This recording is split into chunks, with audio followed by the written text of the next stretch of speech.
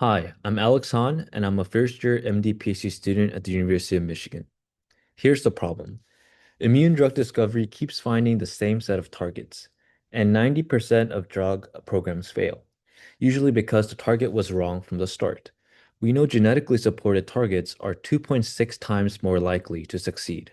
So we asked a simple question. Can we rank all 19,000 genes in the genome as immune drug targets using only genetics and biology, with no drug-related data at all? We first stacked four orthogonal layers of human genetic and functional data: monogenic immune disease genes, evolutionary constraints, complex trait genetics, and causal functional genomics using the perturb-seq and human T cells. Using these layers, we trained one model into a ranked list of 19,000 genes. We built this entire pipeline with Claude Code as an agentic collaborator. It pulled and combined four open source datasets, engineered the features, trained the ML model, and built the validation. I directed, it executed, and self-corrected.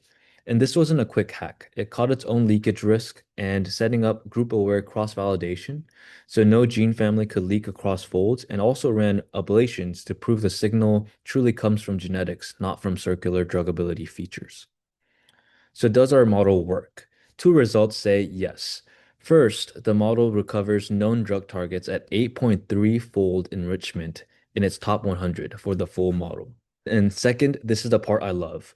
Of our top 25 novel predictions, genes the model saw no drug data for, one in four are already in clinical trials. For random genes, that was 1 in 50, an odds ratio of 15.5.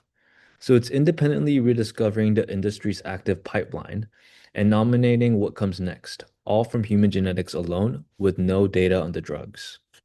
And all of this is live. We built an interactive portal that scores and ranks every gene in the genome, each one evidence-backed. The home screen here shows the top 25 candidates, but you can search for any gene you want. Let me show you one. MAP3K14, a top 25 candidate with a PU score of 9.973. Here's the genetic support, its perturb-seq profile, and exactly why the model scored it so high. Any gene, instant readout. And also notice its T cell perturbation signatures. It's close to a real FDA drug target, 75 percentile, ITGB2, which is targeted by these drugs right here. Say you want to check your own gene of interest, like ZAP70. That's the resource, live and open source. Link to the portal is in the submission, and the full technical report and reproducible code are also in the repo.